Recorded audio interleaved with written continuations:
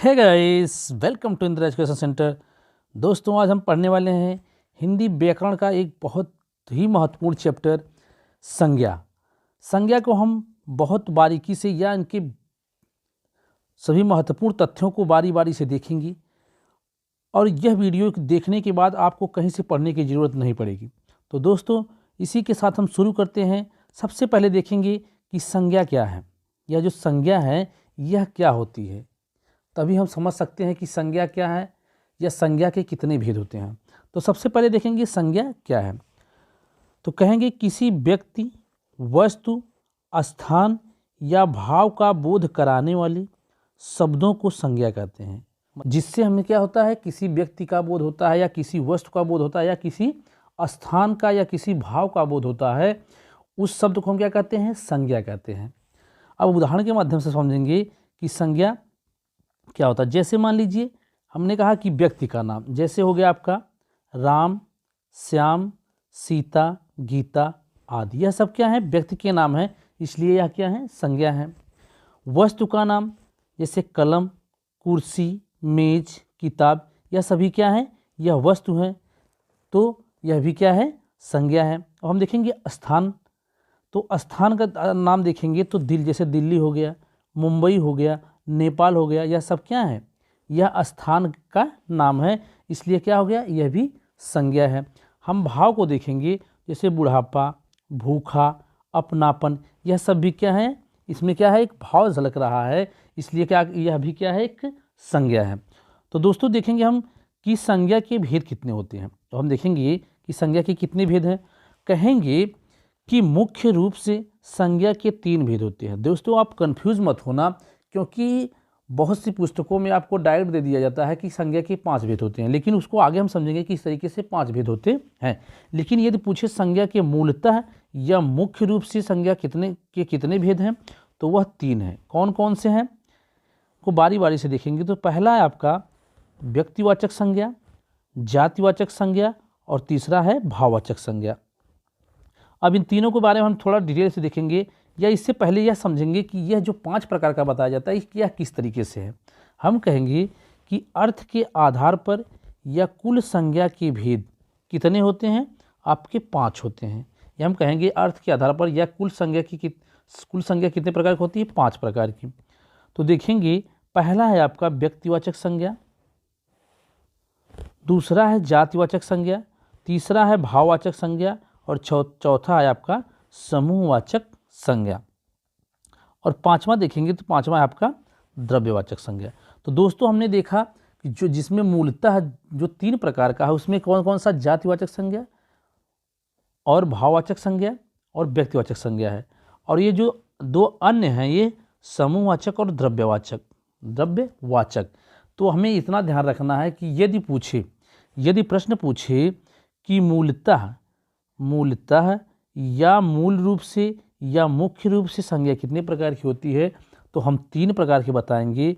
यदि कहे कि कुल संज्ञा के कुल कितने प्रकार होते हैं, जब कुल कहे तो हम 5 प्रकार बताएंगे। कितने, 5 प्रकार बताएंगे। अब इन सबको हम बारी बारी से देखते हैं कि यह जो व्यक्तिवाचक संज्ञा क्या है, या भाववाचक संज्ञा क्या है, या जातिवाचक संज्ञा क्या है, या समूहवाचक या द्रव्यवाचक संज्ञा क्या है।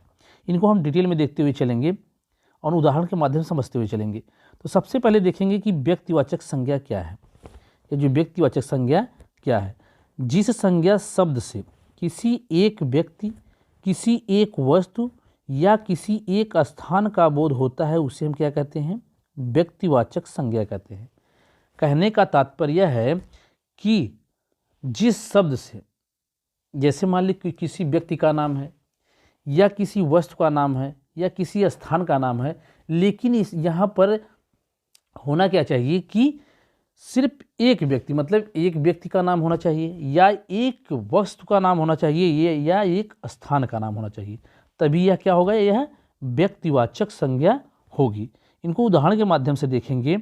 जैसे हम कहेंगे कि दिशाओं के नाम है, मान लीजिए यदि हम कहें दिशा, तो दिशाओं में सभी दिशाएं आ जाएंगी। जैसे मान लीजिए उत्तर, दक्षिण, पूर्व और पश्चिम, यह क्या हो गया आपका, यह कहेंगे तो यह जातिवाचक हो जाएगा। क्या हो जाएगा आपका, जातिवाचक हो जाएगा। लेकिन यदि कहा जाए उनमें से उन दिशाओं का नाम लिया जाए, जैसे मान लीजिए उत्तर हमने कहा तो यह क्या हो गया आपका व्यक्तिवाचक हो गया। दक्षिण कहा तो व्यक्तिवाचक, क्योंकि प्रॉपर एक ही वस्तु या एक ही चीज़ का नाम लिया जा रहा है, इसलिए क्या है, यह व्यक्तिवाचक है।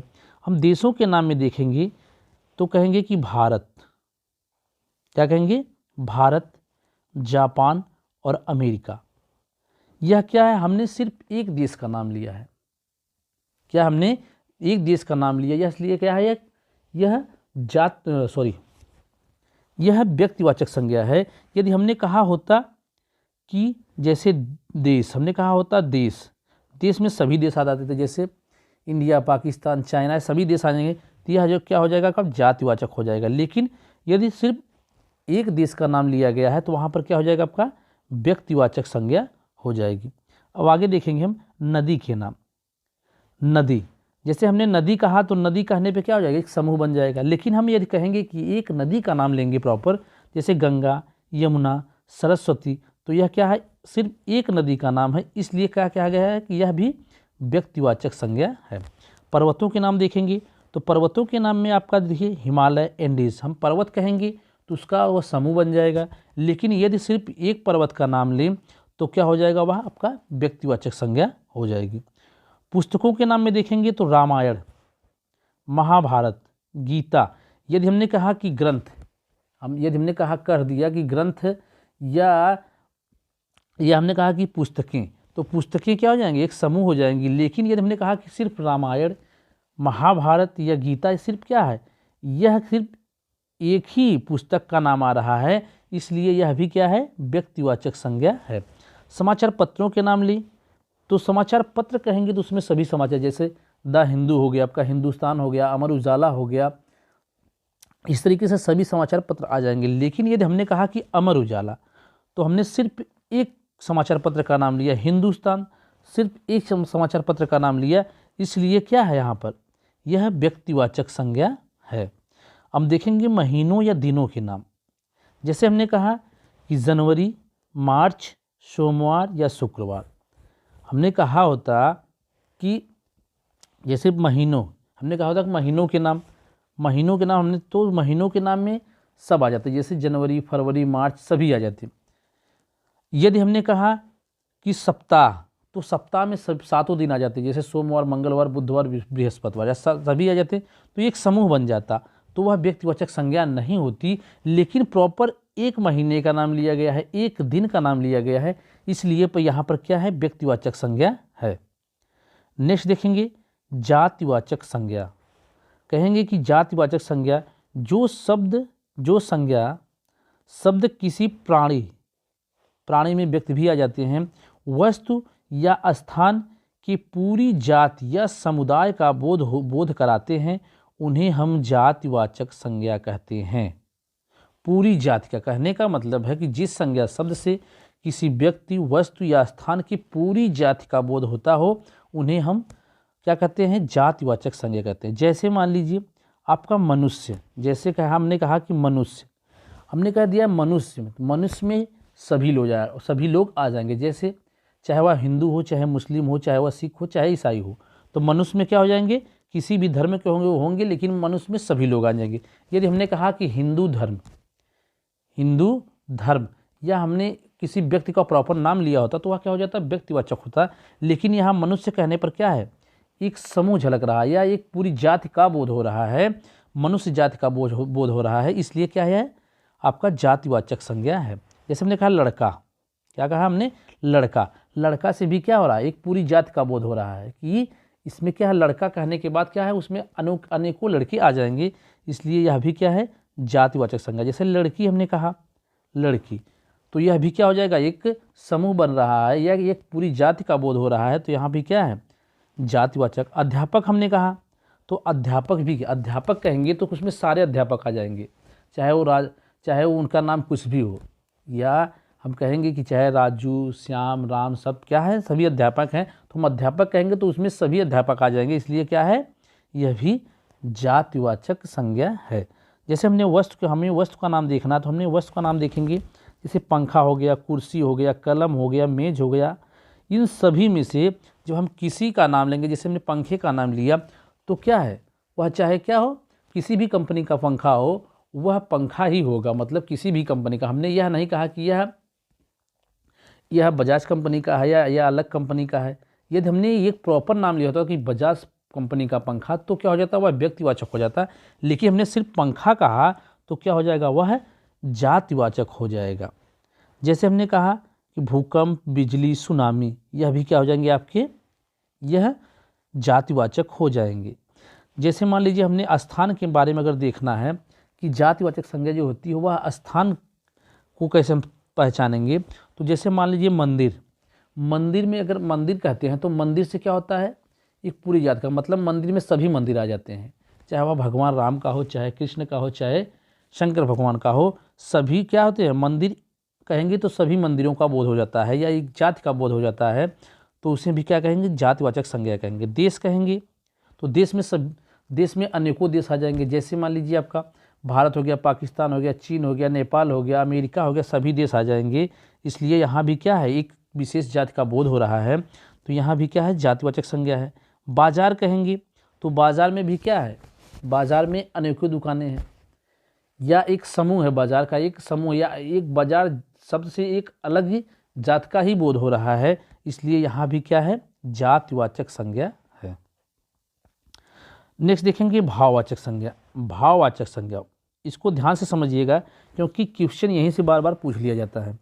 जिस संज्ञा शब्द से किसी व्यक्ति वस्तु के गुण, दशा, अवस्था या स्वभाव या भाव का बोध हो, वहाँ पर भाववाचक संज्ञा। जो मतलब कहने का अर्थ है कि जिस संज्ञा शब्द से किसी व्यक्ति के या किसी वस्तु के गुण के बारे में, किसी की दोष के बारे में या किसी दशा के बारे में या किसी की अवस्था के बारे में या उसके स्वभाव के बारे में पता चलता है, उसको क्या कहते हैं हम, उस शब्द को हम भाववाचक संज्ञा कहते हैं। जैसे हमने कहा कि आशा, जैसे हमने कहा, या आशा से आप नाम पर मत लीजिएगा क्योंकि आशा, जैसे हमने कहा कि हमें आशा है कि वह आएगा, वह आशा है कि हमें वह आएगा, तो यह क्या हो गया आपका, इससे एक भाव झलक रहा है, हमें उम्मीद है कि वह आएगा, इसलिए यह क्या हो गया आपका, भाववाचक संज्ञा हो गया।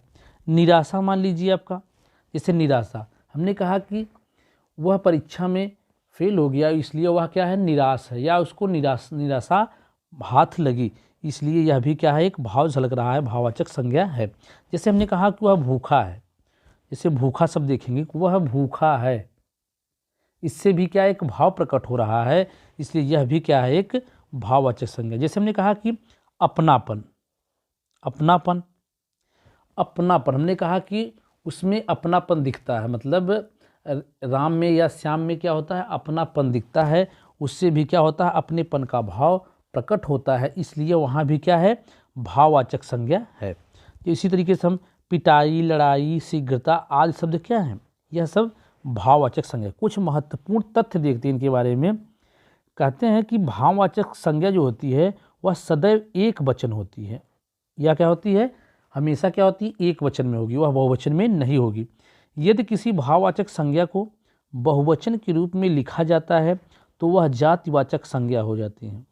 यदि किसी भाववाचक संज्ञा को बहुवचन के रूप में लिखा जाए तो वह क्या हो जाएगी, जातिवाचक संज्ञा हो जाती है। और यह बहुत ही महत्वपूर्ण है कि सामान्यतया भाववाचक संज्ञा में ता, त्व, पन, आवट, हट, चारा, आस, आई अर्थात और मिठाई को छोड़कर आदि का प्रत्यय लगा रहे तो भाववाचक संज्ञा, मतलब मिठाई शब्द को छोड़कर ता, त्व, पन, आवट, हट, चारा, आस, आई, इस तरीके का क्या हो, आपका प्रत्यय लगा हो, मतलब कि पीछे शब्द लगा हो। जैसे हमने कहा कि अपना, जैसे अपना मान लीजिए क्या हो गया आपका, अपना एक शब्द है, उसमें हमने क्या कर दिया, पन जोड़ दिया, तो क्या हो जाएगा, अपनापन हो जाएगा।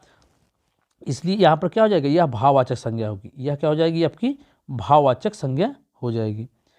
भाववाचक संज्ञा का निर्माण जातिवाचक संज्ञा, क्रिया विशेषण, अव्यय या सर्वनाम से होता है। मतलब कहने का जो भाववाचक संज्ञा का निर्माण होता है वह क्या होता है, जातिवाचक संज्ञा से, क्रिया विशेषण से, अव्यय या सर्वनाम से होता है। तो दोस्तों हम ये जो इसका जो चाहे जातिवाचक से या चाहे क्रिया विशेषण, चाहे अव्यय, चाहे सर्वनाम से हो, इसका एक वीडियो हम बना देंगे कि किस तरीके से जातिवाचक संज्ञा से या क्रिया विशेषण से किस तरीके से क्या होता है, भाववाचक संज्ञा बनती है। नेक्स्ट देखेंगे समूहवाचक संज्ञा। समूहवाचक संज्ञा जिस संज्ञा शब्द से व्यक्तियों वस्तुओं के पूरे समूह का बोध होता है उसे समूहवाचक संज्ञा। दोस्तों इसे ध्यान से देखिएगा, क्योंकि समूहवाचक और जातिवाचक में हम क्या करते हैं, बहुत कंफ्यूज हो जाते हैं। तो वहाँ पर कहा गया कि किसी पूरी जाति का बोध हो, यहाँ पर कहा गया है कि किसी क्या हो, पूरे समूह का बोध हो, अर्थात ऐसा शब्द हम उपयोग करेंगे जिसमें क्या हो, पूरे समूह का बोध होता है। जैसे मान लीजिए हमने कहा सेना, सेना का क्या हो गया आपका, सेना कहेंगे तो उसमें बहुत सभी सिपाही आ जाएंगे या सभी कैटेगरी के सिपाही आ जाएंगे, इसलिए क्या हो जाएगा, एक समूह हो जाएगा, एक समूह हो जाएगा। जैसे हमने कहा टीम, टीम जो है, टीम में कितने खिलाड़ी, 11, 8, 7 जो भी होते हैं, टीम कहेंगे तो उसमें क्या हो जाएगा, एक समूह का बोध हो जाएगा, एक समूह का बोध हो जाएगा, इसलिए क्या है, यह समूहवाचक संज्ञा है। जैसे कक्षा हमने कहा, कक्षा में अनेकों बच्चे हैं, मतलब अनेकों बच्चे हैं और अनेकों धर्म के अनेकों वर्ग के बच्चे हैं, इसलिए यहाँ भी क्या है, एक समूह, कक्षा कहने के बाद एक समूह का बोध होता है, इसलिए यह भी क्या है, एक समूहवाचक संज्ञा है। जैसे गुच्छा हमने कहा, गुच्छा अर्थात गुच्छा कहने का अर्थ है कि गुच्छे में क्या होता है, जैसे मान लीजिए अंगूर का गुच्छा हुआ, उसमें भी क्या है, बहुत से अंगूर है, मतलब एक अंगूरों का समूह है, एक अंगूरों का क्या है, एक समूह है। कहेंगे कि अंगूर का गुच्छा, कहेंगे तो अंगूर का गुच्छा, यह क्या हो जाएगा, उसमें मतलब एक समूह रूप में बना हुआ है, इसलिए क्या है, एक समूहवाचक संज्ञा। भीड़, यदि भीड़ शब्द कहेंगे, भीड़ में क्या है, उसमें अनेक व्यक्ति हैं, भीड़ में अनेकों व्यक्ति हैं, चाहे वह छोटा हो बड़ा हो, किसी भी धर्म का हो, तो क्या है, भीड़ से भी क्या होता है, हमें एक समूह का बोध होता है, इसलिए समूहवाचक संज्ञा क्या है, भीड़ भी समूहवाचक संज्ञा है। कुछ महत्वपूर्ण तथ्य देखेंगे कि समूहवाचक संज्ञा सदैव एक वचन में होती है, और यह समूहवाचक संज्ञा बहुवचन में जाएगी तो वह जातिवाचक संज्ञा। मतलब कहने का अर्थ है कि जब समूहवाचक संज्ञा को हम मतलब कि बहुवचन बनाने की कोशिश करेंगे तो क्या हो जाएगी, जातिवाचक संज्ञा हो जाएगी। नेक्स्ट देखेंगे द्रव्यवाचक संज्ञा। जिन संज्ञा शब्दों से किसी ऐसे पदार्थ या द्रव्य का बोध होता हो जिसे हम नाप तोल सकते हैं लेकिन गिन नहीं सकते। मतलब कहने का अर्थ है कि जिन संज्ञा शब्दों से किसी ऐसे पदार्थ या द्रव्य का बोध होता है जिसे हम तो नाप सकते हैं या उसको तौल सकते हैं लेकिन गिन नहीं सकते, उन्हें हम द्रव्यवाचक या इसी को पदार्थवाचक संज्ञा भी कहते हैं। जैसे हमें देखना है कि वह कौन कौन सी वस्तुएं या कौन कौन सी चीज़ें हैं जो क्या है, जिसको हम नाप तौल सकते हैं लेकिन गिन नहीं सकते। जैसे हमने कहा कि लोहा, सोना, चांदी, पीतल, ऊन, कपड़ा, दूध, पानी, अनाज आदि, यह सभी क्या है, इनको हम क्या कर सकते हैं, नाप तौल तो सकते लेकिन गिन नहीं सकते हैं, इसलिए यह क्या है, आपके पदार्थ या द्रव्यवाचक संज्ञा है। या इस तरीके से हम समझ सकते हैं कि जो पदार्थ या द्रव्य हो वह किसके अंतर्गत आता है, वह सभी आते हैं द्रव्यवाचक संज्ञा के अंतर्गत। तो दोस्तों आज के लिए बस इतना ही। यदि चैनल पर पहली बार विजिट करें तो चैनल को सब्सक्राइब करें, वीडियो को दोस्तों में शेयर करें और लाइक करें और कमेंट करें। नेक्स्ट वीडियो में कल फिर मिलेंगे। जय हिंद दोस्तों।